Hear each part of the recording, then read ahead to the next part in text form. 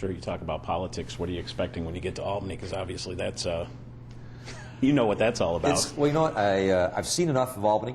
I'll share one story with you. When I lobbied one day, this is back probably 2 years ago, Governor Patterson had just come into office, and we lobbied on a Sunday, went to Albany during the budget season.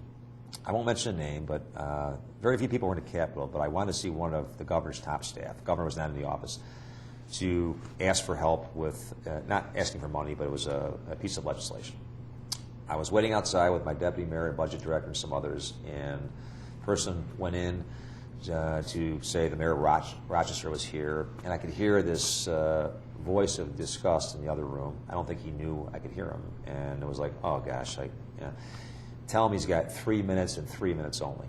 So when he came out, I don't think he realized I heard it. I said, I don't need 3 minutes, I need 1 minute. So I said what I had to say, and I walked out. But I walked out of that door, and what hit me was a lesson that here's a man that didn't want to give me 3 minutes of his time. I represent 210,000 people in the state of New York.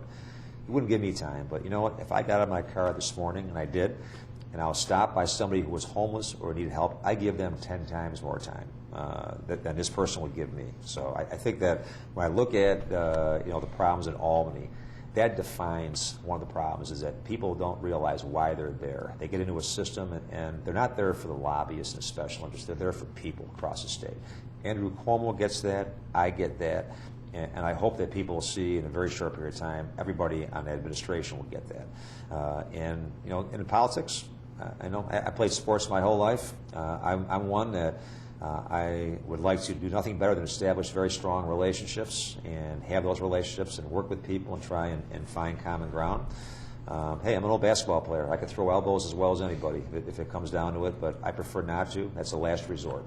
And I think part of it is, as I learned when I first was elected by Senator Chris Dodd, who was an instructor at one of my classes at the Kennedy School when I first got elected mayor.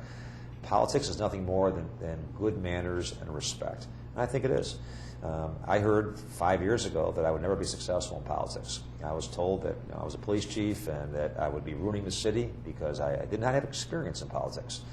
But I did have experience with people and with public service. And I think sometimes people in politics have an overinflated view of what they bring to the table. And sometimes as a person coming out of a neighborhood, a not-for-profit, an organization who really wants to serve, they can bring so much to the table. And I think that's what I see as the future of really changing our state and our communities, are getting those people